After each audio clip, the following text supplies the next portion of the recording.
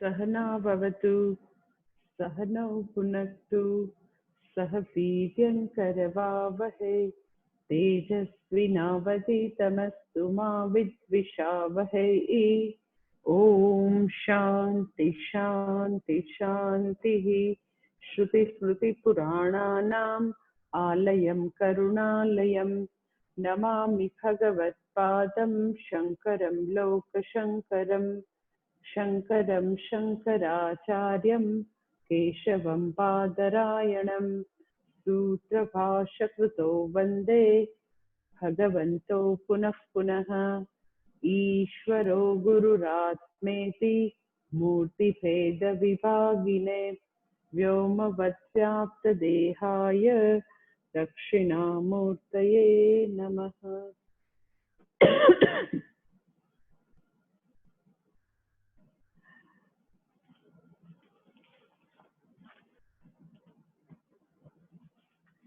अरे 12मो अध्याय 17मा श्लोक थी 17मो श्लोक। यो न रुष्यति न द्वेष्टि न शोचति न काङ्क्षति शुभाशुभ परित्यागी भक्तिमानः स मे प्रियः। કે છે 17મા શ્લોકમાં ભગવાન ભક્તના લક્ષણો કહે છે યો ન રુષ્યતિ ન દ્વેષ્ટિ। ભગવાનનો ભક્ત જે છે એ તો કે હર્ષ અને દ્વેષથી મુક્ત છે। ન શોચતી ન કાંક્ષતી, એ શોકથી પણ મુક્ત છે, આકાંક્ષાથી પણ મુક્ત છે। અને પછી બીજી લાઈનમાં કહે છે શુભાશુભ પરિત્યાગી, શુભ અને અશુભનો જેણે ત્યાગ કરેલો છે અને પાછો ભક્તિમાન છે એ ભગવાનનો ભક્ત। અને ભગવાન કહે છે એવો ભક્ત સમે પ્રિય, આવો ભક્ત મને પ્રિય છે, જે હર્ષ નથી પામતો, જે દ્વેષ નથી કરતો, જે શોક નથી કરતો, જે આકાંક્ષાઓથી મુક્ત છે, જે શુભ અને અશુભથી મુક્ત છે, ભક્તિમાન છે, એવો ભક્ત મને પ્રિય છે।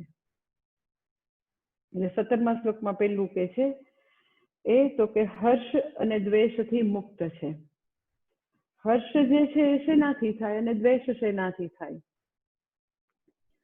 તો કે વ્યક્તિ જ્યારે ઈચ્છિત વસ્તુની પ્રાપ્તિ થાય ત્યારે હર્ષ થાય। જેની ખૂબ ઈચ્છા કરેલી હોય અને ન પ્રાપ્ત થાય તો વ્યક્તિને દુઃખ થાય, દ્વેષ થાય, ગુસ્સો આવે।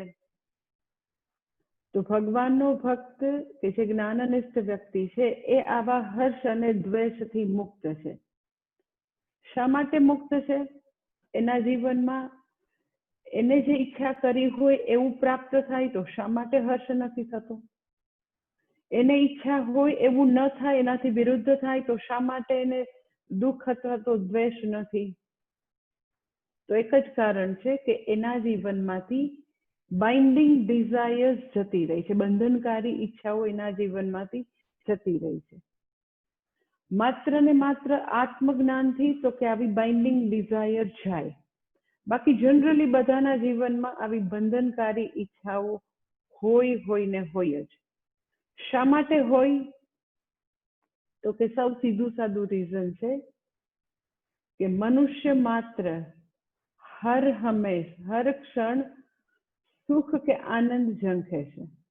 બધાને જે કાંઈ કર્મો કરે, કોઈને બી મળે, કોઈ બી જગ્યાએ જાય, કોઈ બી વસ્તુ ખાય પીવે, જે કાંઈ કર્મો કરે બધા કર્મોને અંતે ગણતરી તો કે શું છે? તો કે મેં કરીને મને મજા આવે, આનંદ આવે, સુખ આવે, એ ગણતરી હોય। મને દુનિયાના પદાર્થો થકી, વ્યક્તિઓ થકી, પરિસ્થિતિઓ થકી સુખ મળે એવી ઈચ્છા શા માટે છે? કારણ કે તો કે વ્યક્તિને પોતાને એવું લાગે છે કે એ અત્યારે બરાબર નથી, ઓકે નથી, સુખી નથી। એટલે બધા જ લોકોને જન્મથી સુખની ઈચ્છા છે। સુખ પ્રાપ્તિની ઈચ્છા જે છે એ સહજ છે, જન્મથી છે, એકદમ નેચરલ છે। સુખ પ્રાપ્તિ માટે જગત તરફ જોવું અને જગત મને સુખી કરી દેશે એવા પ્રકારની ગણતરીથી લોકો કર્મો કરે. એ કર્મો કરે એટલે બધાને ખબર છે કે પોતાની ઈચ્છા હોય કે હું આવું કરું, આવી વસ્તુ મને પ્રાપ્ત થાય એટલે હું સુખી થઈ જઈશ, પણ એવું તો થતું નથી. એટલે જગતની વસ્તુઓમાં સુખની જે પરતંત્રતા છે, ડિપેન્ડન્સી છે, એ બધી ગણતરીઓ સાચી નહીં પડવાથી વ્યક્તિને અહીંયા આગળ ભગવાન કહે છે યો ન રુષ્યતિ ન દ્વેષ્ટિ. એટલે વ્યક્તિની ઈચ્છા છે, કામના એટલે કર્મ કરશે એટલે શું થશે તો કે આઈધર ડિઝાયરેબલ રિઝલ્ટ મળે ઓર ડિઝાયરેબલ રિઝલ્ટ ન મળે. બહુ બધી વાર એવું મળતું નથી. જો મળે તો હર્ષ થાય, ન મળે તો દ્વેષ થાય. એટલે જેને આવી બાઇન્ડિંગ ડિઝાયર છે કે ઈચ્છા પૂર્તિથી હું બરાબર થાય, પોતાના સુખનો, નિરાંતનો, પૂર્ણતાનો આધાર બાહ્ય પરિસ્થિતિ ઉપર છે. એટલે એના જીવનમાં તો કે હર્ષ અને દ્વેષ અનિવાર્યપણે હશે, કારણ કે સુખનો આધાર તો કે બહારના જગત ઉપર છે. ભગવાનનો ભક્ત અથવા તો જ્ઞાનનિષ્ઠ વ્યક્તિના જીવનમાંથી બંધનકારી ઈચ્છાઓ ચાલી ગઈ છે. એના જીવનમાં ખાલી લોકસંગ્રહની ઈચ્છા છે. ઈચ્છાઓ પરિપૂર્તિથી સુખી થવાય એવી હવે ગણતરી નથી. ઈચ્છાઓ છે, કર્મો છે, મહત્વકાંક્ષાઓ પણ છે, પણ બધી નોન બાઇન્ડિંગ ડિઝાયર છે. એટલે એને હર્ષ અને દ્વેષના ઉચક નીચકમાં એ કોઈ દિવસ હવે જશે નહીં. એનું જીવન એવું યોયો જેવું નહીં હોય. In other word you can say એને સુખી થવા માટે બાહ્ય પરિસ્થિતિઓ ફેવરેબલ હોય કે ન હોય એને કોઈ અપેક્ષા નથી, કારણ કે પૂર્ણત્વાત એ વ્યક્તિ પોતે પૂર્ણ છે. સ્વનું સુખ અથવા તો પોતાનું જે સુખ છે એને પ્રાપ્ત છે. એટલે સુખી થવા માટે હવે કર્મો નથી, સુખી થવા માટે ઈચ્છાઓ નથી. એની ઈચ્છાઓ આઉટ ઓફ ફૂલનેસ છે, ફોર ફૂલનેસ નથી. બાઇન્ડિંગ ડિઝાયર અને નોન બાઇન્ડિંગ ડિઝાયરમાં આટલો જ ફરક છે. બાઇન્ડિંગ ડિઝાયર એટલે ફોર ફૂલનેસ, પૂર્ણતા પ્રાપ્ત કરવા માટેની ઈચ્છાઓ. આઉટ ઓફ ફૂલનેસ એટલે વ્યક્તિ પરિપૂર્ણ છે અને લોક સંગ્રહ માટે કર્મ કરે છે. એટલે કે છે કે ભગવાનના ભક્તના જીવનમાંથી આવું હર્ષ અને દ્વેષમાંથી મુક્ત છે. અને ભગવાનના ભક્તનું જીવન માત્ર પ્રારબ્ધથી ચાલતું હશે. પોતાની ઈચ્છાઓ પરિપૂર્ણ કરીને હું હવે વધારે બરાબર થઈશ, હું સુખી થઈશ એવી ગણતરી નથી, કારણ કે હું પરિપૂર્ણ છું. એટલે એનું જીવન જે છે એ માત્ર ને માત્ર પ્રારબ્ધ કર્મોથી ચાલશે. એટલે એને હવે પોતાના પ્રારબ્ધ કર્મમાં વધારો ઘટાડો કરવો નથી. પોતે પરિપૂર્ણ છે. ભગવાને વિધિએ એના લેખમાં જે લખેલું હશે એમ જ એને જીવવું છે. સામાન્ય રીતે અજ્ઞાની વ્યક્તિને પોતાના પ્રારબ્ધ કર્મોમાં પુરુષાર્થ દ્વારા પરિવર્તન કરવું હોય, કારણ કે એને એવું થાય કે આટલું પરિવર્તન થઈ જાય તો હું વધારે બરાબર થઈ જાઉં, હું સુખી થાઉં, મને નિરાશ પ્રાપ્ત થઈ જશે, મને સંતુષ્ટિ પ્રાપ્ત થઈ જશે. જ્યારે જ્ઞાનનિષ્ઠ કે ભક્તનું જીવન સંપૂર્ણપણે પ્રારબ્ધને સમર્પિત હોય, એટલે ભગવાન એના જીવનમાં જેવી પરિસ્થિતિ લાવશે એવી જ રીતે જીવશે. એટલે એના જીવનમાંથી ન તો યો ન રુષ્યતિ ન દ્વેષ્ટિ, એટલે એના જીવનમાં ન તો કોઈ પણ પ્રકારનું હર્ષ છે, ડિઝાયરેબલ સિચ્યુએશન આવતા ન તો હર્ષ છે, ન તો મુશ્કેલ પરિસ્થિતિ આવતા દ્વેષ છે. એ વ્યક્તિઓ દ્વેષ નહીં કરે, હું તો લોક સંગ્રહનું કામ કરું છું, મારે તો બધું ભગવાનનું કામ કરવું છે. તો પણ જો ને આ બધા લોકો કેટલા બધા કોઈ સપોર્ટ જ નથી કરતા, કોઈને કઈ કરવું જ નથી, તો એને એનો દ્વેષ પણ નથી, કારણ કે પરિસ્થિતિઓ એને સપોર્ટ કરે કે પરિસ્થિતિઓ એનાથી વિરુદ્ધ ચાલે, એની પોતાની પૂર્ણતામાં પરિસ્થિતિઓ દ્વારા, કર્મો દ્વારા, ડિઝાયરેબલ કર્મફળ દ્વારા કોઈ પણ પ્રકારનો વધારો ઘટાડો થતો નથી. એની પૂર્ણતા તો કે સાગર જેવી પૂર્ણતા છે. સાગરમાં બહુ બધી નદીઓ પાણી ઠાલવે કે બહુ બધી નદીઓ પાણી ન ઠાલવે તો પણ સાગર જે છે હંમેશા પોતાના મહિમામાં પરિપૂર્ણ છે. એટલે જ્ઞાની વ્યક્તિના જીવનમાં, ભગવાનના ભક્તના જીવનમાં તો કે હર્ષ અને આવા દ્વેષનો કોઈ પણ પ્રકારનો અવકાશ નથી. જિજ્ઞાસુ વ્યક્તિ હશે જે હવે ભગવાનનો પરમ ભક્ત થવા જઈ રહ્યો છે, એને હર્ષ અને દ્વેષમાંથી મુક્ત થવા શું કરવું? પેલા તો જ્ઞાનનિષ્ઠ કે ભગવાનનો પરમ ભક્ત છે એ તો જ્ઞાનની અથવા તો પૂર્ણતા ને પ્રાપ્ત કરી છે, પૂર્ણતાને ઓળખી લીધી છે, એટલા માટે એના જીવનમાં હર્ષ અને દ્વેષ નથી. તો સાધકે શું કરવાનું? જે વ્યક્તિને પરમ ભક્ત બનવું છે એને હર્ષ અને દ્વેષમાંથી મુક્ત થવા શું કરવું? તો કે એને આટલું કરી શકાય કે કર્મયોગના જીવનમાં કર્મફળ પ્રત્યેની દ્રષ્ટિ જે છે એ એને કેળવવાની જરૂર છે. કર્મયોગના બે પાસા છે, એક કર્મ પરત્વેનો અભિગમ, એક કર્મફળ પ્રત્યેની આપણી દ્રષ્ટિ. બે પાસા છે કે કર્મને આપણે કેવી રીતે ઓળખીએ છીએ, જોઈએ છીએ. જ્યારે કર્મો કરીએ ત્યારે એ એક પાસું. કર્મો કરીએ એટલે નેચરલી આપણને કર્મનું ફળ આપણી પાસે આવે. તો કર્મફળ પ્રત્યેનો આપણો યોગ્ય અભિગમ થઈ જાય તો પછી આપણા જીવનમાંથી પણ દ્વેષ અને હર્ષની બાદબાકી થઈ જાય. કેવી રીતે? તો કે ભગવાનનો ભક્ત જે છે એ રોજે પોતે પૂજા અર્ચના ભગવાનનો ભક્ત કરતો હોય.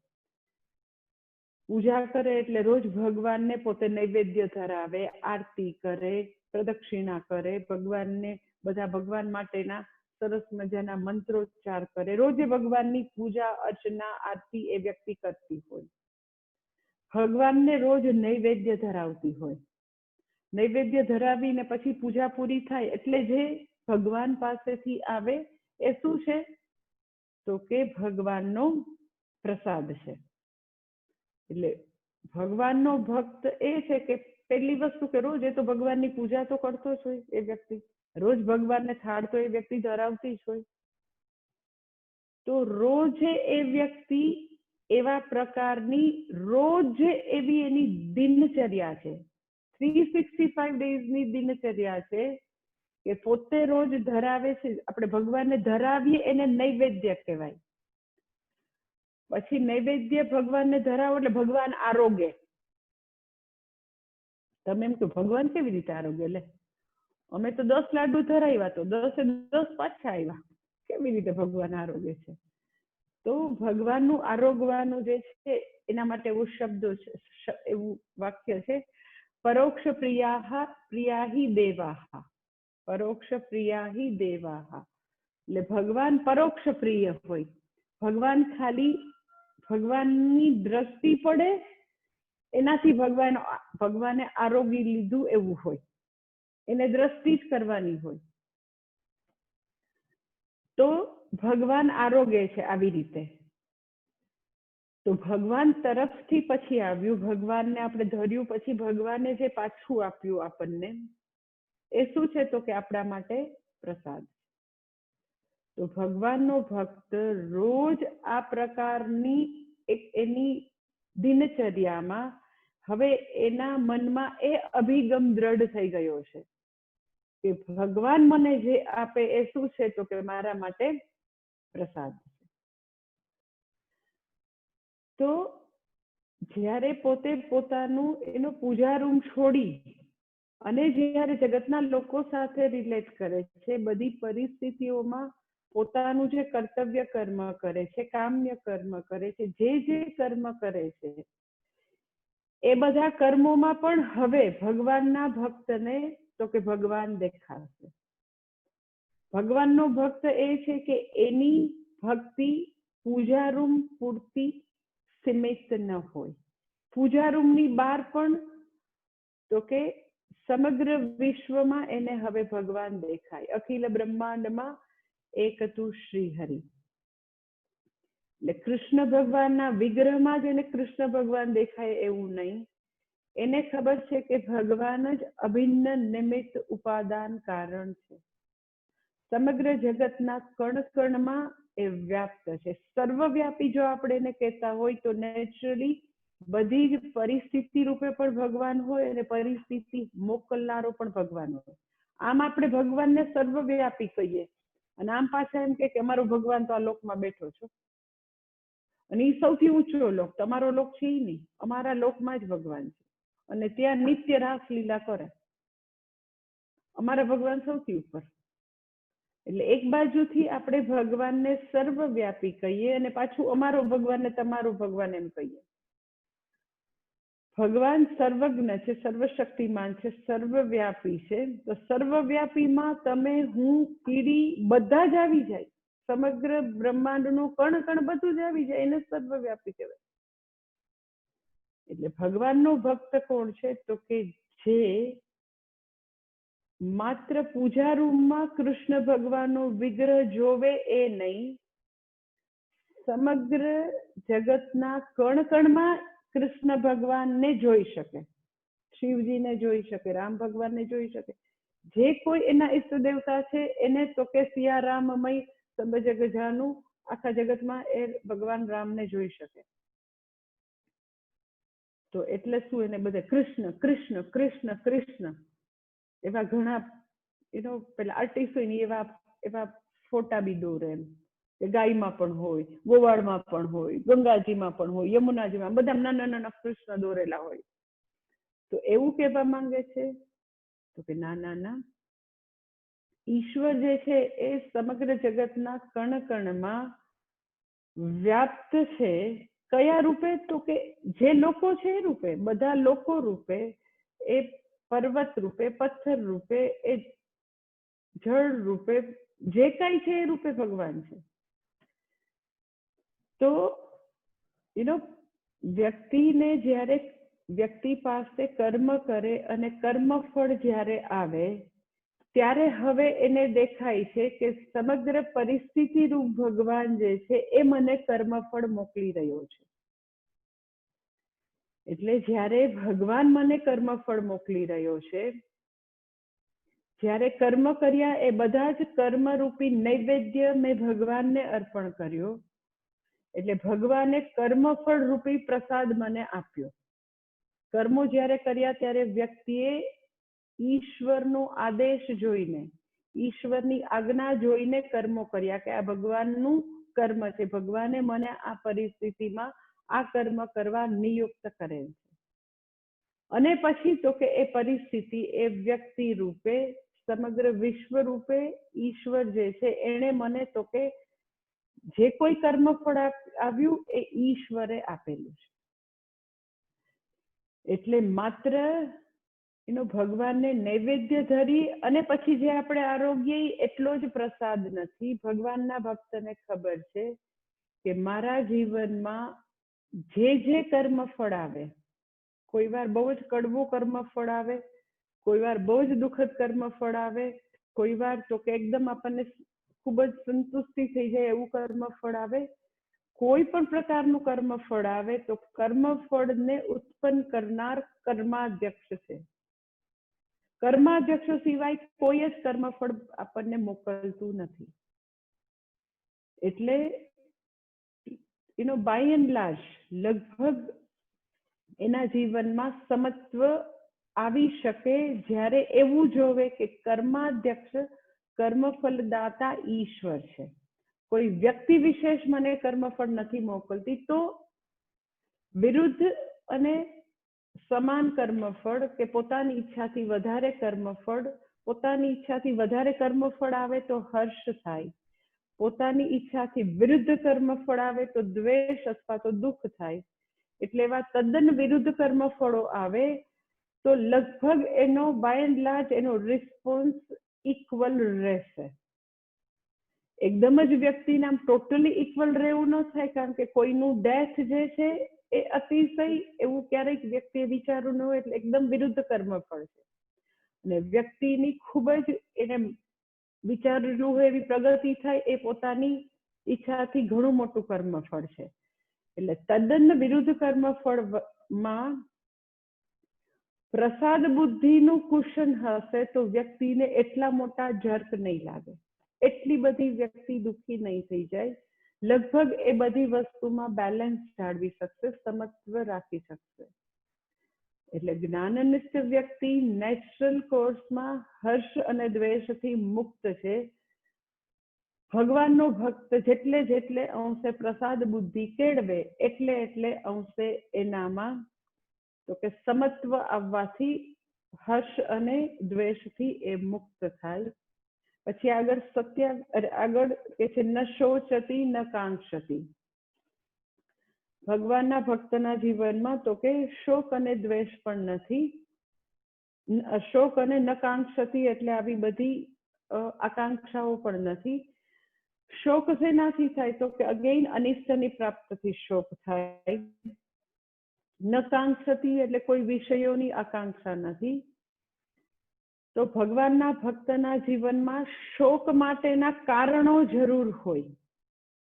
એવું નથી કે વ્યક્તિ ભગવાનની ભક્તિ કરે એટલે એના જીવનમાં દુઃખ ના આવે, શોકના નિમિત્તો ના આવે, એવું નથી. એને પણ એવો અસાધ્ય રોગ થાય, એના પણ પરિવારની વ્યક્તિઓને એવા અસાધ્ય રોગ થાય, ડેથ થાય, ઘણી બધી વસ્તુ થઈ શકે.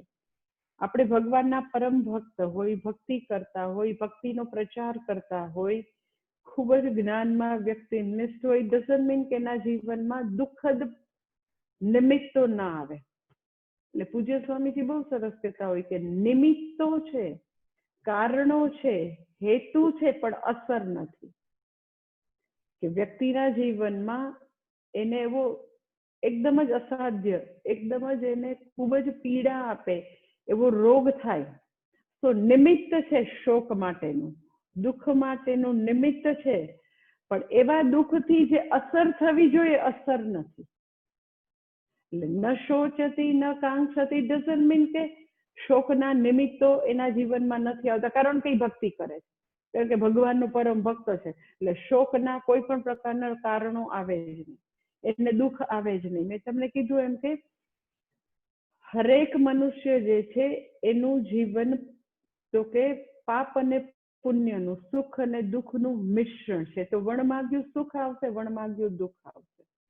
પ્રારબ્ધ કર્મો જન્મ્યા ત્યારથી લખાવીને આવ્યા છે કે આટલું પાપ ભોગવવાનું હશે, આટલું પુણ્ય ભોગવવાનું હશે. તો દુઃખના નિમિત્તો તો જરૂર આવશે. જ્ઞાનનિષ્ઠ કે ભગવાનનો ભક્ત જે છે એ વ્યક્તિ શોકના નિમિત્તો હોવા છતાં શોકાવિષ્ટ નથી, કારણ કે એની પાસે જ્ઞાન છે.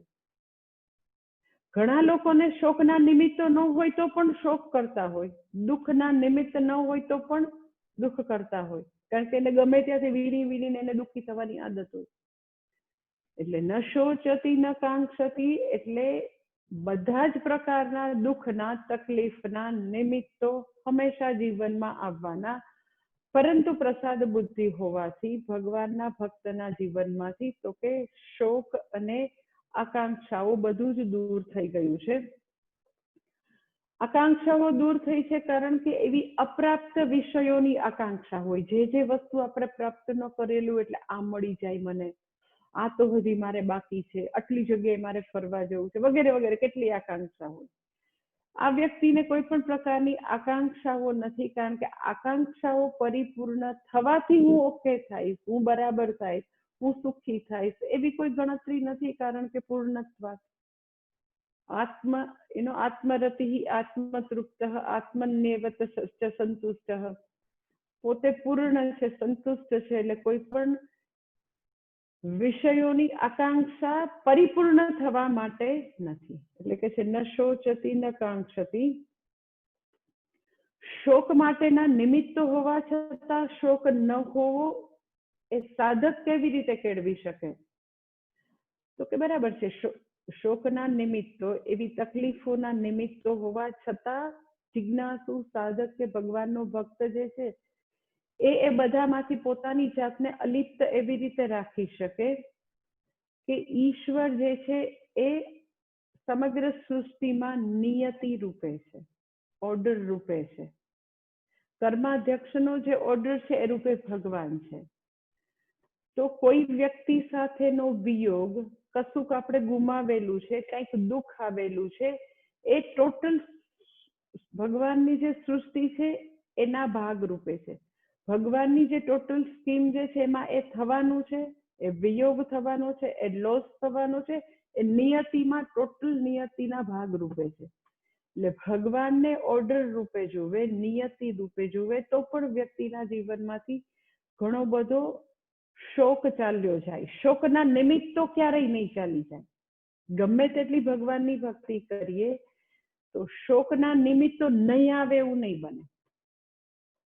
લાઈક કે ઘણા લોકો એવું, એક મહારાષ્ટ્રમાં જ એક એવા બહુ જ જાણીતા એક વ્યક્તિ જે છે એની વાઈફનું ડેથ થઈ ગયું. બહુ જ ત્યાં મહારાષ્ટ્રમાં એકદમ જાણીતી વ્યક્તિ, થોડા વર્ષો પહેલા, 10-12 વર્ષ પહેલા.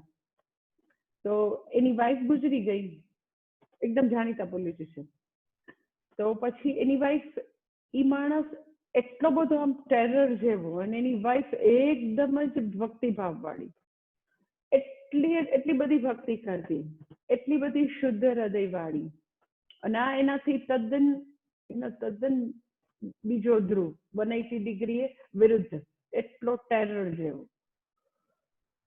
તો જયારે એની વાઈફ ગુજરી ગઈ તો એનું બહુ એવું જાણીતું સ્ટેટમેન્ટ, ત્યારે મહારાષ્ટ્રમાં એવું એનું છાપવામાં આવતું એનું સ્ટેટમેન્ટ કે મારી વાઈફે આટલી ભક્તિ કરી તો કેમ ભગવાને એને ઉપાડી લીધી. ત્યારે પૂજ્ય સ્વામીજી કે પણ એટલે જ ઉપાડી લીધી, તારાથી મુક્તિ થવા માટે જ ઉપાડી લીધી, આટલી ભગવાનની ભક્તિ કરતી હતી એટલે જ ઉપાડી લીધી. લોકોને એવું થાય કે ભગવાનની ભક્તિ કરીએ એટલે કોઈ દિવસ વિયોગનું દુઃખ ના આવે, કોઈ તકલીફો ન આવે, કોઈ શોકના નિમિત્તો ન આવે. શોકના નિમિત્તો તો આવશે, કારણ કે પ્રારબ્ધમાં લખાયેલા છે. એ આખું જે કર્મફળનું જે કાંઈ ભગવાનનું કર્માધ્યક્ષનું આખી ટોટલ સ્કીમમાં જે લખાયેલું છે એ પ્રમાણે આવશે. પરંતુ વ્યક્તિ જે છે એ ઈશ્વરને કર્માધ્યક્ષ તરીકે નિયતિ રૂપે ઓળખે છે. એટલે શોકના નિમિત્તો હોવા છતાં શોકથી મુક્ત છે, આકાંક્ષાથી મુક્ત છે, કારણ કે કંઈક પ્રાપ્ત કરીને હું પરિપૂર્ણ થાઉં એવી કોઈ પણ પ્રકારની ગણતરી નથી. પછી આગળ કહે છે શુભાશુભ પરિત્યાગી. શુભાશુભ પરિત્યાગી એટલે શું? તો કે શુભ અને અશુભ જે છે એ શું છે? તો શુભ અને અશુભને બે રીતે જોઈ શકાય. પહેલું તો શુભ એટલે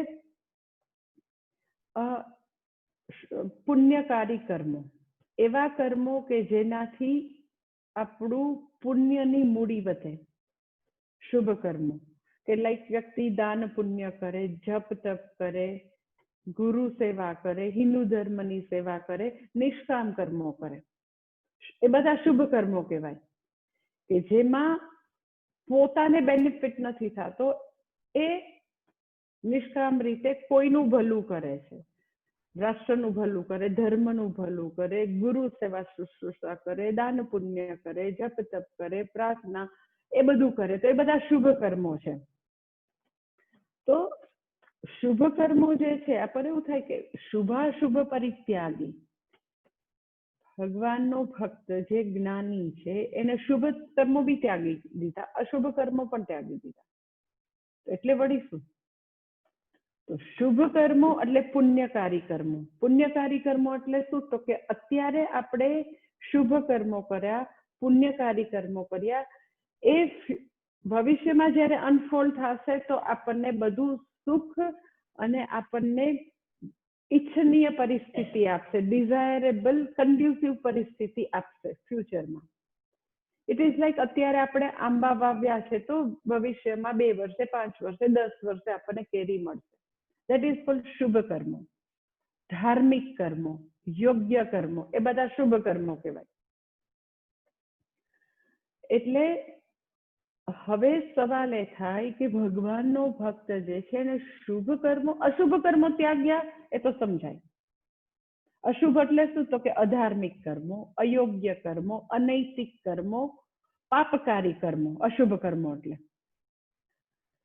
એવા કર્મો કે જે આપણે કરીએ તો ફ્યુચરમાં આપણને બહુ જ દુઃખ આવે. અત્યારે આપણે એવા કર્મોનું વાવેતર કરીએ તો પછીથી ડગલે ને પગલે મુશ્કેલી આવે. આપણે બહુ પુરુષાર્થ કરીએ તો ક્યાંય આપણા પાસા અવડા સવડા પડે જ નહીં, બધું ઊંધું ઊંધું જ ચાલે. ગમે તેટલો પુરુષાર્થ કરે તો વ્યક્તિ દુઃખી હેરાન આટલી બધી ભગવાન કેમ આને મુશ્કેલી મોકલે છે? તો રીઝન શું છે? તો કે એને અગાઉ પાસ્ટમાં માત્ર ને માત્ર અશુભ કર્મોનું વાવેતર કરેલું છે. એટલે જેવા કર્મોનું વાવેતર કરીએ એવું આપણે ફ્યુચરમાં લણીએ. એટલે જો તમે મને પૂછો કે નસીબ જેવું કઈ છે, તો નસીબ જેવું કઈ છે જ નહીં. ઓનેસ્ટલી લક, નસીબ, ફોર્ચ્યુન એ સાવ હંબક શબ્દો છે, એવું કઈ છે જ નહીં. ઇફ એટ ઓલ કઈ છે તો શું છે? તો કે આપણે વાવેલા કર્મો. જેને તમે અત્યારે લક કે નસીબ કે ફોર્ચ્યુન કે એવું જે કઈ કહો છો એ જસ્ટ મન મનાવવાની વાત છે. પૂર્વે કોઈએ ઘણા બધા શુભ કર્મો કરેલા છે એટલે એને અત્યારે તમે લકી કહો છો. એ તો જ્યાં જે કઈ કામ કરે ને મિડાસ્ટર, જ્યાં હાથ નાખે ને ત્યાં સોનું છે. જે કઈ કર્મ કરે બધે સક્સેસ. એટલી મહેનત હું કરું પણ મારે એટલા માર્ક્સ આવે જ નહીં. એ આટલું વાંચે ને તો એને આવી જાય ગ્રેડ. ઓકે, એનો અર્થ એમ કે એને પૂર્વે ઘણું બધું શુભ કર્મનું વાવેતર કરેલું છે. એટલે એની શુભ કર્મો અને અશુભ કર્મો. એટલે શુભ કર્મો એટલે ભગવાનનો ભક્ત જે છે અશુભ કર્મોથી મુક્ત હોય સમજી શકાય. એ કોઈ દિવસ અધાર્મિક કર્મો, જૂઠું બોલવું, કોઈનું જૂઠવી લેવું, હિંસા કરવી, નોનવેજ ખાવું, જે કોઈ અધાર્મિક કર્મ હોય તો કર્મ નહીં જ કરતી હોય. શા માટે ન કરતી હોય? તો કે નેચરલી આધ્યાત્મિક જીવન જે છે એ હંમેશા ધર્મના પાયા ઉપર આધ્યાત્મિક જીવન ઊભું છે. હંમેશા રિલિજિયસ લાઈફ જે છે એના પાયા ઉપર જ સ્પિરિચ્યુઅલ લાઈફની ઇમારત ચણી શકાય. ધાર્મિક જીવન હશે પાયામાં તો જ આધ્યાત્મિક જીવન સંભવી શકે. તમે એવો પ્રયત્ન કરજો તમારી રીતે કે જે વ્યક્તિ હંમેશા ખોટા કર્મ કરતી હોય, કોઈ બી રીતે તમને એનું બધું કઈ બરાબર લાગે જ નહીં, ઘણા બધા પાપ કર્મ કરતી, તમે એમ કહો કે ભગવદ્ ગીતા ભણવા આવું તો નહીં આવી શકે. એટલે સ્પિરિચ્યુઅલ લાઈફની ઇમારત રિલિજિયસ લાઈફ અથવા તો ધર્મના પાયા ઉપર જ ચણાઈ શકે. અધાર્મિક લોકો ભગવદ્ ગીતા ભણવા માંડે તેવું થશે જ નહીં, કદી ન થઈ શકે. એટલે ભગવાનનો ભક્ત જે છે એના જીવનમાંથી અશુભ કર્મો નથી, શુભાશુભ પરિત્યાગ. એટલે અશુભ કર્મો ત્યાગ્યા હોય તો એ સમજી શકાય. આપણને એવું થાય શુભ કર્મો પરિત્યાગ એવું શા માટે કહે છે? શું છે ભગવાનના ભક્તનું લક્ષણ? શુભાશુભ પરિત્યાગી. શુભ કર્મો બી ત્યાગ્યા છે, અશુભ કર્મો બી ત્યાગ્યા છે. એટલે શું એ શુભ કર્મો નથી કરતા? તો હવે હું તમને જવાબ આપું કે બરાબર છે, અશુભ કર્મો તો એના જીવનમાં છે નહીં, સમજી શકાય કે ક્યારેય પાપ કર્મો કરી જ ન શકે. શુભ કર્મો ત્યાગ્યા છે શા માટે? તો કે શુભ કર્મો જે છે એનું પરિણામ તો કે હવે પછીની ફ્યુચરમાં તો કે એને બધું જ ઘણું બધું સુખ આવે, ઈચ્છનીય પરિસ્થિતિ આવે, બધું ગમતું આવે. એ બધા શુભ કર્મોનું પરિણામ છે. કોઈ પણ પુણ્ય કર્મ કરો એટલે પછી જીવનમાં પછી આપણી રાહ જે છે એકદમ જ સરળ અને સરસ થઈ જાય શુભ કર્મો કરીએ તો જ્ઞાનનિષ્ઠ વ્યક્તિને શુભ કર્મો દ્વારા, પુણ્ય કર્મ દ્વારા હવે એ સુખ જોઈતું નથી. શા માટે સુખની હવે એને જરૂરત નથી? એ બધું ડિઝાયરેબલ, એ બધી એકદમ જ એને કન્ડ્યુસિવ પરિસ્થિતિની કોઈ હવે જરૂરત નથી. શા માટે? તો કે પોતે પરિપૂર્ણ છે. પોતે પરિપૂર્ણ છે. હવે એને પ્લસ કઈ જરૂર નથી. પોતે અનંત સુખ પ્રાપ્ત કર્યું છે તો ઇન્ફિનિટી પ્લસ કઈ હોય જ નહીં. ઇન્ફિનિટી પ્લસ થોડાક શુભ કર્મો હો તો પછી વધારે પરિપૂર્ણ બનશે. તો પૂર્ણતા, અનંત સુખ જે છે એની વ્યાખ્યા જ એવી છે કે જેમાં કોઈ પણ પ્રકારનો હવે વધારો થઈ શકે નહીં. એટલે હવે એ જ્ઞાનનિષ્ઠ વ્યક્તિ, ભગવાનનો ભક્ત, બહુ બધા પુણ્ય કર્મ કરતી હશે વ્યક્તિ, કારણ કે એના જીવનમાં માત્ર શુભ કર્મો જ હવે રહ્યા છે, અશુભ કર્મો તો છે જ નહીં. કયા શુભ કર્મો કરશે? તો કે નેચરલી એ સનાતન ધર્મના પ્રચારનું કામ કરે તો શુભ કર્મ. એ વ્યક્તિ તો કે પોતાની આસપાસ પોતાના ભક્તોને, સાધકોને, જિજ્ઞાસુને, જેને જેને જેવી જેવી જરૂરત હોય એવી બધી એને મદદ કરશે તો એ પણ શુભ કર્મ થયું. પોતે પોતાના જપ તપ કરે, યાત્રા કરે, પોતે પોતાના જે કાંઈ એ સાધના હોય એ બધું કરતી હોય વ્યક્તિ, તો એનાથી પણ એ પણ શુભ કર્મ, એનાથી પણ ઘણું બધું પુણ્ય ઉત્પન્ન થાય. સૌથી મેક્સિમમ પુણ્ય ઉત્પન્ન થતું હોય તો સનાતન ધર્મના પ્રચાર અને પ્રસારથી થાય. તો એટલું બધું જ્ઞાન અને કે ભગવાનના ભક્તના જીવનમાં શુભ કર્મો થકી ઘણું બધું પુણ્ય એના જીવનમાં આવે. પણ એ પુણ્ય હવે એ પુણ્ય માટે વ્યક્તિ કામ નથી કરતી, કારણ કે પુણ્યની હવે એને જરૂરત નથી. સાધકને પુણ્યની જરૂરત છે, કારણ કે પુણ્ય થકી એને અંતઃકરણ શુદ્ધ કરવું છે. એ પુણ્ય થકી પોતે પોતાના જીવનની પરિસ્થિતિ એવી કન્ડ્યુસિવ રહે કે ભણી શકે તો એને જરૂર છે. પણ જ્ઞાનનિષ્ઠ વ્યક્તિ હવે ધર્મનું કામ, ગુરુ સેવા શુશ્રૂષાનું કામ કરે છે, જેથી કરીને બહુ પુણ્ય મળી જાય, જેથી કરીને મને સુખ થઈ જાય, જેથી કરીને મારો યશ વધી જાય, એટલે હું બરાબર થઈ જાઉં. એવી હવે કોઈ પણ પ્રકારની ગણતરી નથી, કારણ કે પોતે એ અનંત સુખ, પૂર્ણ સુખ પ્રાપ્ત કર્યું છે. એટલે એ અર્થમાં કહેવાનું તાત્પર્ય છે કે એ જે કાંઈ શુભ કર્મો કરે છે એ વધારે કોઈ બેટર બનવા માટેના શુભ કર્મો નથી, કારણ કે શુભ કર્મો થકી જે પ્રાપ્ત કરવાનું હોય એ બધું પ્રાપ્ત થઈ ગયું છે. એટલે એ સેન્સમાં એવું કે શુભાશુભ પરિત્યાગી, એ શુભ અને અશુભ કર્મોથી ઉપર ઉઠી ગયેલી છે. અશુભ કર્મો તો એમ પણ એની લાઈફમાં નહોતા. શુભ કર્મો કરવાનો હેતુ પુણ્ય કમાઈ અને સુખી બનવાનો નથી, કારણ કે પરમ સુખ એને પ્રાપ્ત થઈ ગયું છે. એટલે કે છે શુભાશુભ પરિત્યાગી.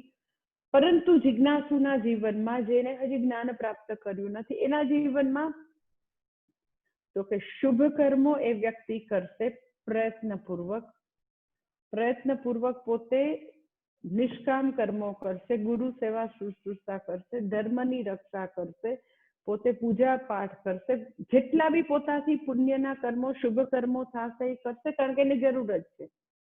અને સાથે સાથે અશુભ કર્મોથી પોતાની જાતને બચાવે. એ એક અર્થ શુભ અને અશુભનો. બીજો અર્થ શુભ અને અશુભનો જે છે એ આપણે જે સેન્સમાં શુભ અશુભ વાપરતા હોય છે એ પણ સાચો છે. આપણે એમ કે આ શુભ ચોઘડિયું છે, આ શુભ ચોઘડિયું કહેવાય. આ શુભ ચિહ્નો છે, સ્વસ્તિક ને બધા, આ બધા તો કે શુભ ચિહ્નો, આ બધું અત્યારે આ જે દેખાયું ને આપણે નીકળાય તો ગાય દેખાણી શુભ લક્ષણ કહેવાય. પછી આ સ્થાન છે એ શુભ કહેવાય, પવિત્ર કહેવાય, ગંગાજી પવિત્ર કહેવાય, વારાણસી કાશી નગરી છે એ પવિત્ર કહેવાય. તો એ બધા શુભ અશુભ જે છે એ અર્થમાં પણ અહીંયા શુભ અશુભ છે. આને અશુભ કહેવાય, આને શુભ કહેવાય. હવે અહીંયા એક મારે એવો એક ઇમ્પોર્ટન્ટ પોઈન્ટ કહેવો છે તમને, કે લોકો એવું કન્ફ્યુઝન કરતા હોય છે કે જ્ઞાનનિષ્ઠ કે ભગવાનનો પરમ ભક્ત જે છે એ આખી એની જન્મો જન્માંતરની સાધનાથી એની કક્ષા તદ્દન જુદી છે.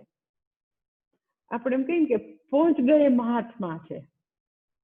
એવા રેરેસ્ટ રેર લોકો હોય, દુર્લભ હોય, આશ્ચર્યવત વ્યક્તિ હોય કે જે લોકોએ બહુ જન્મો જન્માંતરની સાધનાથી શુભ અશુભથી એ લોકો પર થઈ ગયા હોય. ઓકે, યુ કેન સે કે આમ લાખોમાં એકાદ વ્યક્તિ હોય, એ કઈ આમ બધી જગ્યાએ બધા કોમનલી બધા લોકો એમ કે જ્ઞાનનિષ્ઠ થઈ ગયા એવું ન હોય. બહુ જ રેર દુર્લભ લોકો જ્ઞાન પ્રાપ્ત કરતા હોય. અને એ લોકોની જીવનમાં શુભ અશુભ ન હોય. એ લોકોના એનું એનું એનું મૃત્યુ છે એ મહામૃત્યુ છે, અંતિમ મૃત્યુ છે. એ કોઈ પણ સમયે ડેથ થાય, કોઈ બી સ્થાને ડેથ થાય, તો એ બધાથી મુક્ત છે. કારણ કે એને આ જ જન્મમાં પોતે કૃતકૃત્યતા પ્રાપ્ત કરી છે, જ્ઞાનનિષ્ઠ વ્યક્તિ છે, એ આ બધાથી પર છે. કારણ કે એનું શરીર, મન, બુદ્ધિ, ઇન્દ્રિય સાથેનું તાદાત્મ્ય જ નથી. એનો અહંકાર ટોટલી તો કે ભગવાન સાથે ભળી ગયેલો છે. અહંકારનો નાશ થયેલો છે. હું જ નથી, જીવાત્મા જ નથી, એ જીવત્વ નથી, જીવપણું છે જ નહીં. એટલે એની આખી એ જ્ઞાનનિષ્ઠ વ્યક્તિની વાત આખી જુદી હોય, જિજ્ઞાસુ સાધકોની, અજ્ઞાનીની, સંસારીની વાત જુદી હોય. ઓકે, સંસારીને શુભ અને અશુભ બંને લાગુ પડે. સંસારીએ હંમેશા તો કે પાપ કર્મોથી જાતને બચાવવી પડે, પુણ્ય કર્મ કરવા પડે. અશુભ વસ્તુઓ, અશુભ જે કાંઈ જગ્યા હોય ત્યાં ન જવાનું હોય અને શુભ વસ્તુ લાઈફમાં લાવવાની હોય. હવે એ વ્યક્તિ જે કરે એની કોપી ન કરાય. એટલે એવો એક એવા પ્રકારનો એક એવો આઈ ડોન્ટ નો, પોતાની જાતને જે લોકો મોડર્ન કહેતા હોય, પોતાની જાતને ક્રાંતિકારી કહેતા હોય, એટલે એ લોકો એવું કે ના, એમ કે અમને એવું શુભ અશુભ કાંઈ નથી, અમે તો કાળ ચોઘડિયામાં લગ્ન કરીએ, અમે તો એવી અપવિત્ર જગ્યા, તમે જેને કહો અશુભ, ત્યાં અમે લગ્ન તો કરીએ. હો, અમે તો એવી કોઈ વસ્તુમાં માન્ય જ નહીં. કમૂરતા છે કે 14 જાન્યુઆરીથી 14 ડિસેમ્બરથી 14, અમે કાંઈ માનીએ જ નહીં. અમે એવું 12મું 13મું અંત્યેષ્ટિ બંત્યેષ્ટિ કાંઈ માનીએ જ નહીં. એ ભસ્મીભૂત હશે દેહસ્ય પુનરાગમનમ, દેહ ભસ્મીભૂત થઈ ગયો, ફેંકી દો. એટલે આવું એક પ્રકારનું સમાજમાં એવું કન્ફ્યુઝન છે લોકોને, કે જે રેરેસ્ટ રેર લોકો, જ્ઞાનનિષ્ઠ લોકો, જેને આ બધું અડકતું નથી, પણ એવા લાખે એકાદ હોય તો હોય. એવા મહાન યોગી લોકો રેરેસ્ટ રેર હોય, કે જેને સ્મશાન અને જેને ગંગાની પવિત્ર ભૂમિ, એને મન બંને સમાન છે.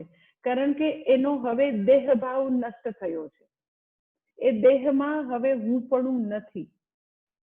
તો સંસારના સામાન્ય લોકો પછી એમ કે અમે તો એવું કઈ માનતા જ નથી, આવું કઈ કરવાની જરૂર જ નથી, અમે એવું પવિત્ર અપવિત્ર એવું શું ગ્રહણ, અમે કોઈ નાવાનું કે એવું કઈ માનતા જ નથી. એટલે એ બહુ જ ખૂબ જ અયોગ્ય વસ્તુ છે. એનાથી આપણા સનાતન ધર્મની ખૂબ જ હાનિ થાય. શુભ અશુભ જે નીતિ નિયમો, જે બધા રિચ્યુઅલ્સ છે, એ બધાનું ચુસ્તપણે બધા લોકોએ હર હંમેશ પાલન કરવું જોઈએ. શા માટે કરવું જોઈએ? તો આટલું જ હું તો તમને કહીશ કે એ જે કાંઈ પાલન કરવાનું છે એ વેદની આજ્ઞા છે. That's all. વેદમાં આજ્ઞા છે કે 12મું 13મું કરવાનું, અંત્યેષ્ટિ કરવાની. અમુક ભૂમિ છે એ અપવિત્ર છે, અમુક ભૂમિ પવિત્ર છે. આખું જે કાલ નિર્ણાયક હોય, પંચાંગ છે, એ બધું વેદમાં છે. જ્યોતિષ છે એ વેદાંગ છે, વેદનો અંગ છે. કોઈ તમે કે મેં ઉપજાવી કાઢેલી વસ્તુ હોય તો આપણે ડિલીટ કરીએ, રીરાઇટ કરી શકીએ, આપણા પોતાના મંતવ્યો આપી શકીએ. કઈ નવલિકા હોય, નોવેલ હોય, એકતા કપૂરની સિરિયલ હોય, કંઈક મૂવી હોય બોલીવુડનું, હોલીવુડનું, તો એમાં આપણી રીતે આપણને એ બધી ફ્રીડમ છે, આપણે ફેરફાર કરી શકીએ કે હવે આવો અંત નહીં, બીજો અંત લાવો. હવે પછી તો પણ આ પિક્ચર તો બહુ હાલ્યું, હવે એ તમે આશિકી 2 લઈ આવો, તમે આ બીજું લઈ આવો, તો એમાં બધું ફેરફારને અવકાશ છે. પણ વેદ પાર્ટ 2 લઈ આવો એવું થોડી ન થતું હોય. અને એ પાર્ટ 2 કયું? તો કે હું કહું છું તમારે અંત્યેષ્ટિ કરવાની નથી. તમે ગમે તે અપવિત્ર ભૂમિમાં, અપવિત્ર કાળે, અપવિત્ર જગ્યાએ, કાળી 14ને દિવસે અપવિત્ર જગ્યાએ તમે 4 ફેરા ફરી ગયો, તમને કાંઈ થાય તો જોજો તમે. એટલે કાંઈ એઝ તમે પૂછો તો એવું કાંઈ આપણને આમ ડ્રાસ્ટિક ટેન્જિબલ એવું કાંઈ રાતોરાત નથી થવાનું. પરંતુ આપણા બધાનું એ કર્તવ્ય કર્મ છે કે આપણે વેદની આજ્ઞામાં રહીએ. વેદથી ઉપર કોઈ હોઈ ન શકે. વેદમાં લખેલું છે આ બધી જ વસ્તુ. એટલે શુભ અને અશુભ વેદમાં લખેલા છે, પરંતુ શુભાશુભ પરિત્યાગી જ્યારે લખેલું હોય તો એ સ્પેસિફિકલી એક્સેપ્શનલ કેસમાં જ્ઞાનનિષ્ઠના લક્ષણો ભગવાનના પરમ ભક્તના લક્ષણમાં કીધું છે, સંસારીના લક્ષણ નથી આપ્યા. કે સંસારી લોકો, અજ્ઞાની લોકો, સ્વાર્થપરાયણતામાં, આસક્તિમાં ડૂબેલા લોકો માટે નથી કીધું. એકદમ એક્સેપ્શનલ કેસીસ જે છે એ કેસની વાત અહીંયા થઈ રહી છે. એટલે આપણાથી એની કોપી ન થાય. અમે કઈ શુભ અશુભમાં માનતા જ નથી. જો ને ભક્તના લક્ષણમાં કીધું છે, એટલે આપણને ખબર હોવી જોઈએ. આપણને બહુ જાજુ ન સમજાય તો આપણે હંમેશા એ યાદ રાખવું જોઈએ કે આપણે વેદની આજ્ઞામાં રહીએ તો આપણે આપણી જાતને સનાતન ધર્મી કહી શકીએ. વેદની આજ્ઞામાં ન રહીએ તો સનાતન ધર્મી નથી. અને તો પછી શું છે એ આપણે વિચારી લેવાનું. જે લોકો સનાતન ધર્મમાં નથી તો શું છે તો પોતે વિચારવાનું. એટલે that is very big thing કે શુભ અને અશુભ હંમેશા છે અજ્ઞાની માટે. જ્ઞાનનિષ્ઠ જે છે એ શુભ અશુભથી ઉપર ઉઠી ગયેલા છે. એ અર્થમાં કે છે શુભાશુભ પરિત્યાગી અને ભક્તિમાન સમય પ્રિય હોય. એવો ભક્તિમાન વ્યક્તિ, ભક્તિસભર વ્યક્તિ ભગવાન કે છે મને પ્રિય છે. અને પછી 18મા શ્લોકમાં આગળ કે છે સમશત્રો ચ મિત્રે ચ તથા માનાપમાનયોઃ શીતોષ્ણ સુખ દુઃખેષુ સમસંગ વિવર્જિતઃ. કે છે 18મા શ્લોકમાં સમહ એટલે સમાન છે. શેમાં છે તો શત્રો ચ મિત્રે ચ, શત્રુ અને મિત્રમાં, દુશ્મન અને મિત્રમાં જે સમાન છે. અને પછી આગળ કે છે આ 3 વસ્તુમાં સમાન છે. માન અપમાન, શીત ઉષ્ણ અને સુખ દુઃખ, આટલામાં સમાન છે. અને પછી આગળ કે છે સમસંગ વિવર્જિત, સંગ વિવર્જિત, એ સંગથી મુક્ત છે. આખું ભાષાંતર આવી રીતે થશે કે શત્રુ અને મિત્રમાં સમ છે. અને પછીની 3 વસ્તુ કે છે માન અપમાન, શીત ઉષ્ણ, સુખ દુઃખમાં સમ છે. અને સંગ વર્જિત, સંગથી મુક્ત છે. સૌથી પહેલો કે છે સમશત્રો ચ મિત્રે ચ, મિત્ર અને શત્રુમાં સમ છે. આપણને સવાલ થાય કે આમ જ્ઞાનનિષ્ઠ વ્યક્તિની વાત થાય છે અને તો પણ એને શત્રુ પણ હોય, એનેય દુશ્મન હોય. લે તો સારું, અમારે ઘણા સાથે નથી બનતું, અમારે બી દુશ્મનાવટ છે. અને જ્ઞાની નહીં હોય તો સારામાં સારું, લે તો અમે હરખા જ. તો પૂજ્ય સ્વામી તેના માટે બહુ સરસ કે કે એ ભગવાનનો ભક્ત છે, એકચ્યુઅલી એને કોઈ માટે શત્રુતા હોય જ નહીં, દુશ્મનાવટ કે દ્વેષ હોય જ નહીં. દ્વેષ નથી એવું તો 2 વાર કીધું એટલા ભક્તના લક્ષણોમાં. એટલે એને દ્વેષ નથી, એ હંમેશા નિર્વૈર છે, કોઈ સાથે વેર ભાવના, દ્વેષ ભાવના નથી. પરંતુ એને કોઈ માટે દ્વેષ નથી, એને શત્રુતા નથી, પરંતુ એને બીજા સમજતા હોય શત્રુ તરીકે. ઇટ્સ લાઈક યુધિષ્ઠિર જે છે એના માટેનો શબ્દ છે અજાત શત્રુ. એને બિચારાને કોઈ માટે શત્રુ ભાવ ન હતો, પોતે ધર્મપુત્ર છે, કોઈ માટે નહોતું. પણ દુર્યોધનને એવું હતું. દુર્યોધન માટે તો કે 5 પાંડવો જાનની દુશ્મન, કટ્ટર દુશ્મન હતા જન્મથી. પાછા એનો પહેલેથી જન્મ્યા ત્યારથી જ એને એમ હતું કે આ લોકો વનમાંથી આવ્યા શું કામ અહીંયા, કઈ કારણ ખરું, વનમાં જ રહ્યું ને તમે. એટલે એ ભગવાનનો ભક્ત કે જ્ઞાનનિષ્ઠ વ્યક્તિ પોતે કોઈને દુશ્મન ન માને, પણ બીજા એને દુશ્મન જરૂર માની શકે. કેવી રીતે માની શકે તો કે એનો ભગવાનનો ભક્ત જે છે એનામાં એવી સમતા હોય, શાંત હોય, સ્વસ્થ હોય, પ્રેમાળ હોય, બધી પરિસ્થિતિમાં એ પ્રસન્ન રહેતી હોય વ્યક્તિ. એટલા માત્રથી બીજાને દુઃખ થવા માંડે, તકલીફ થવા માંડે. ખરેખર લાઈક તમે પ્રહલાદનું જીવન જુઓ, ભગવાનના ભક્તનું જીવન જુઓ, કે એ બિચારાને કાંઈ જ ન જોતું હોય કોઈ પાસે, પણ એ ભગવાનનું નામ લે, એને દુઃખ આપે તો બી એ પ્રસન્ન રહે, તો પણ બીજા લોકો એને એના સારા વર્ચ્યુઝને કારણે પણ એને દુશ્મન તરીકે ગણે. પૂજ્ય સ્વામીજી પોતાની વાત કરતા હતા એકવાર અમને, કે આપણે કોઈને શત્રુ ન ગણીએ, પણ આપણું બિહેવિયર હોય ને એવું સીધું સાદું બિહેવિયર, તોય બીજાને એવું લાગે કે આપણે એના માટે થ્રેટ હોય, ચેલેન્જ હોય, દુશ્મન જેવું લાગે. ખાલી વ્યક્તિત્વ માત્રથી તમે ઉભા રહ્યો એનાથી કોઈકને એવું થ્રેટ લાગે. તો કે હું નાનો હતો ને સ્કૂલમાં, તો એ જમાનામાં તો એમ કે સ્કૂલમાં માસ્તર મારે, એમ ફિઝિકલી એમ ફૂટપટ્ટી મારે, સોટી મારે, તો કે કોઈ વાર એમ કે કંઈક મસ્તી તોફાન કરતા હોય તો એમ કે મને એક બે વાર એમ કે ટીચરે માર્યું મને, આમ ભયંકર હાથમાં સોટી મારી. તો કે મને મારી એક વાર મારી, બે વાર મારી, 3 વાર, તો હું જરાય ન રડ્યો. તો એ કે હું રડતો નહોતો તો એ નહીં કે એવો મારી પર ગુસ્સો આવે, એટલો ગુસ્સો કે આ રડતો કેમ નથી. તો કે just because you have that strength કે તમે સહન કરી શકો છો, સ્ટેબલ રહી શકો છો, એના માત્રથી કોઈને ગુસ્સો આવે. તમારા વ્યક્તિત્વ માત્રથી, તમારા વર્ચ્યુઝ માત્રથી સામેની વ્યક્તિની ઇન્સિક્યોરિટી લાગે, થ્રેટ લાગે, તમે દુશ્મન છો એવું લાગે, ખાલી તમારી પોઝિશન માત્રથી. તમે કશું એની સાથે દુશ્મનાવટના કોઈ એક શબ્દ બી બોલ્યા નથી. એટલે ભલે વ્યક્તિ પોતે એને દુશ્મન ન માને, પણ સામેની વ્યક્તિ દુશ્મન માને, તો પણ ભગવાનનો ભક્ત કોણ છે? તો કે એ બધા માટે સમ છે. એને ખબર હોય કે સામેની વ્યક્તિ દુશ્મનાવટ રાખે છે, તો પણ એ એના માટે સમ છે. મિત્ર હોય કે શત્રુ હોય, એનો વ્યવહાર હંમેશા સમ હશે. શા માટે એવું છે? તો કે નેચરલી એ જ્ઞાનનિષ્ઠ વ્યક્તિ જે છે એનામાં એવી ઇનર સ્પેસ છે, એવી સ્ટ્રેન્થ છે કે સામેની વ્યક્તિની લિમિટેશન્સ, એનું બેકગ્રાઉન્ડ, એ વસ્તુ ક્યાંથી આવી રહી છે એ જોઈ શકે છે. એટલે એનું હૃદય એવડું મોટું છે કે સામેની વ્યક્તિઓની લિમિટેશન્સને એ ડાયજેસ્ટ કરી શકે છે. એની ક્ષતિઓ જે છે એ પોતે પોતાનામાં સમાવી શકે છે. ઇટ ઇઝ લાઈક નાનકડું ખાબોચિયું હોય ને, તો એમાં તમે પથ્થરો નાખો તો ફટાક કાદવ ઉછળે. એની જગ્યાએ તમે સમુદ્રમાં મોટી બધી શિલા નાખો તો બી પાણી બહાર નથી આવવાનું.